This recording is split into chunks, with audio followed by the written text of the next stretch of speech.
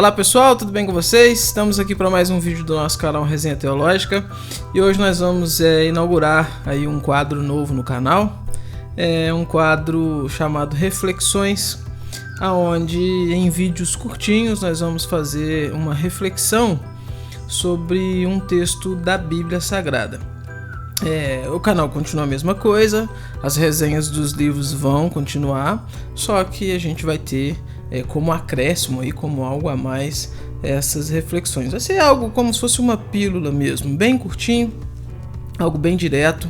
Não é uma exegese aprofundada de um texto bíblico, mas é uma reflexão tendo a Bíblia Sagrada aí como parâmetro para a gente analisar, para a gente aprender. E hoje, para começar, nós vamos analisar o Salmo 1.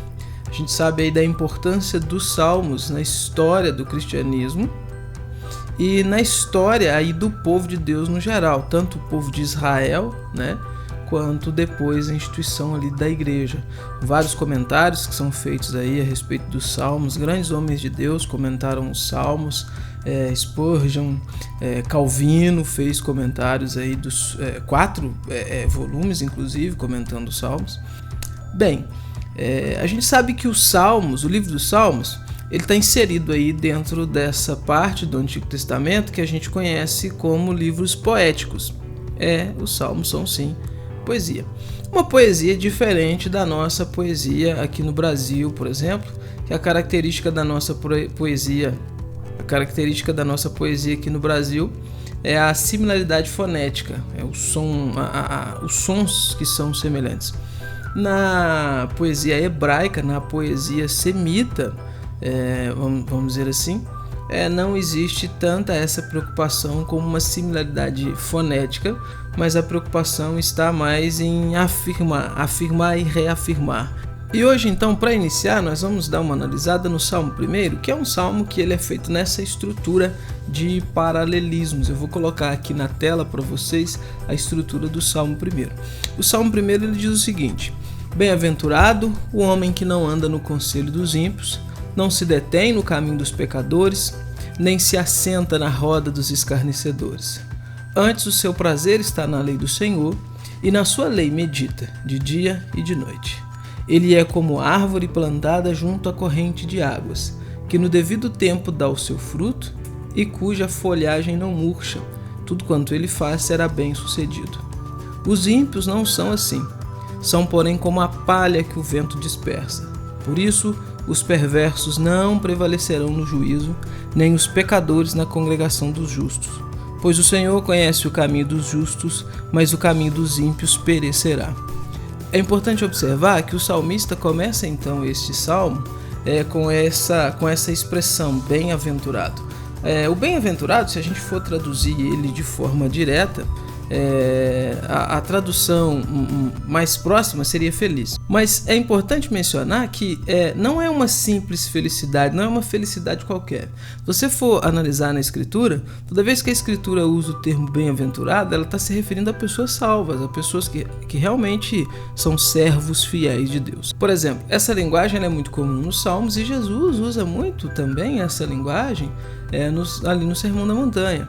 Então, se você for pensar que esse termo, a tradução direta seria feliz, mas não é uma felicidade qualquer, a gente pode entender que somente o cristão, então, ele tem essa capacidade de ser bem-aventurado. O ímpio não é bem-aventurado, de acordo com o pensamento bíblico relacionado a essa palavra. Depois, então, que o salmista introduz esse termo bem-aventurado, essa expressão, melhor dizendo, bem-aventurado, ele começa apresentando uma negação tripla.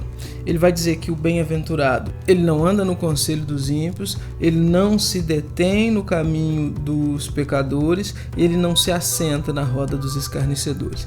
Pensando nessa estrutura do salmo, então, que de novo é uma poesia e que necessariamente não é uma similaridade fonética, o que o salmista quer mostrar, então, o que ele quer dar ênfase é que o bem-aventurado, o salvo, ele não tem então ligação nenhuma com o ímpio. E quando ele coloca não anda no conselho dos ímpios, não se detém no caminho dos pecadores, não se assenta na roda dos escarnecedores, ímpios, pecadores e escarnecedores são o mesmo grupo de pessoas. Ele está repetindo para dar ênfase.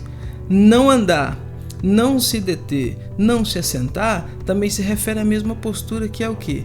Ter uma vida, ter práticas na vida semelhantes às práticas dos ímpios. Se a gente ainda quiser, mesmo entendendo então que de modo geral o que ele está fazendo é fazendo essa repetição para dar ênfase, mas ele se refere a um e o mesmo grupo de pessoas e a uma e a mesma prática, mas se a gente quiser fazer uma aplicação um pouco mais detalhada, a gente pode entender que quando ele diz não anda no conselho dos ímpios, ele está dizendo que o salvo, ele não toma as suas decisões de acordo com os ímpios, de acordo com decisões que os ímpios iriam tomar.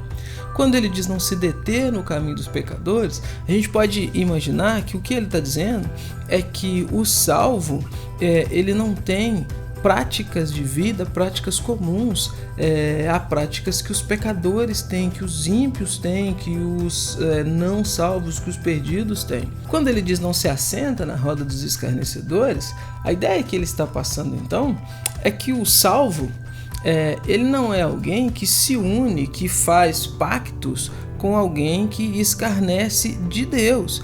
E é interessante perceber que, ao fazer esse contraste entre justo e ímpio, o escarnecedor aqui é aquele que escarnece de Deus, é aquele que a sua vida é uma vida que não leva Deus em conta, é uma vida que é vivida como se Deus não existisse.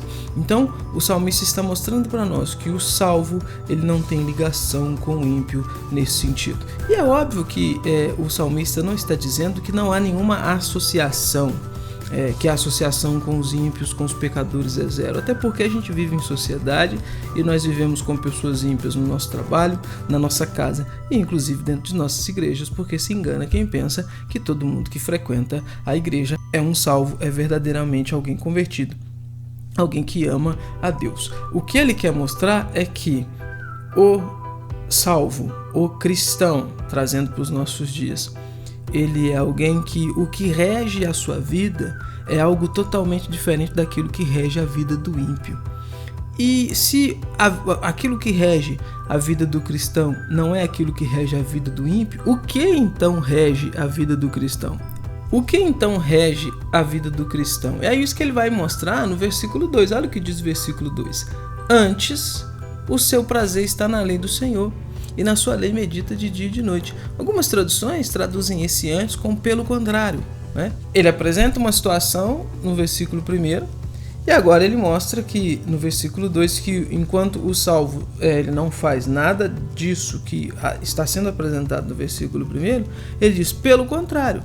O que rege o salvo então, que não é o conselho dos ímpios, não é o caminho dos pecadores, não é a roda dos escarnecedores, é isso que ele traz. É o seu prazer estar na lei do Senhor e nessa lei meditar de dia e de noite. Observa então o contraste que ele está fazendo. Não é ímpio, não é conselho de ímpio, não é caminho de pecadores, não é roda de escarnecedores que regem a vida do bem-aventurado. Mas é o que? É o obedecer os mandamentos do Senhor, é o guardar a palavra do Senhor, é o seu coração, o seu prazer estar na lei do Senhor e meditar nessa lei de dia e de noite. Jesus trabalha isso no Novo Testamento, o Novo Testamento trabalha isso. Jesus vai dizer que quem o ama guarda os seus mandamentos, tem os seus mandamentos. Então o salvo é alguém que tem prazer em guardar a palavra de Deus.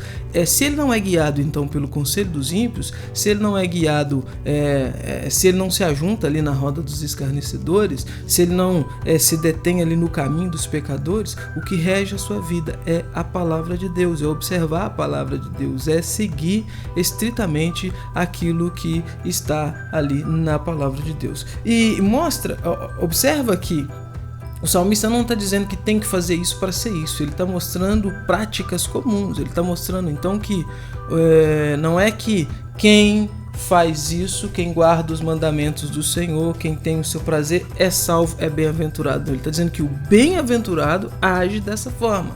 E é por isso que no versículo 3, então, e no versículo 4, ele vai colocar ali pra gente características desses dois grupos. Olha só, versículo 3, falando sobre o justo, então.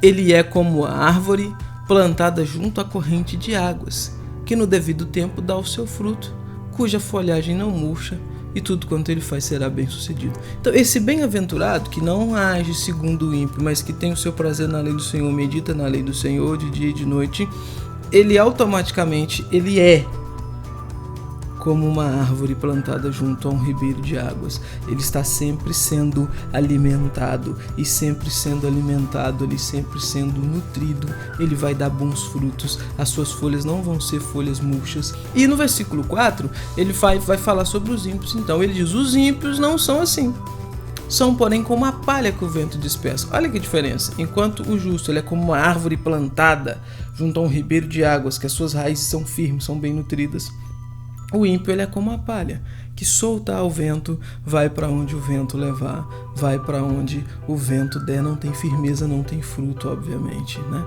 E fechando então o versículo 5, ele diz: por isso os perversos não prevalecerão no juízo, nem os pecadores na congregação dos justos, pois o Senhor conhece o caminho dos justos, mas o caminho dos ímpios perecerá. O fim do ímpio e o fim do justo são fins totalmente opostos e distintos. Então não pode haver associação. O salmista não está dizendo que você não vai ter contato algum com ímpios, porque você vive numa sociedade que jaz no maligno, cercada de ímpios, mas o que rege a sua vida, o que vai ser paradigma para você tomar suas decisões, não é aquilo que os ímpios fazem, não é aquilo que os ímpios seguem, mas sim a palavra de Deus, a boa, santa, verdadeira palavra do nosso amado Senhor Jesus Cristo. Tá bom? Que o Senhor possa abençoar a sua vida, que você constantemente possa debruçar na palavra de Deus e ser como essa árvore plantada junto a ribeiros de águas, que possa dar frutos abundantes para a honra e glória do nome do nosso Deus. Tchau, até os próximos vídeos deste canal.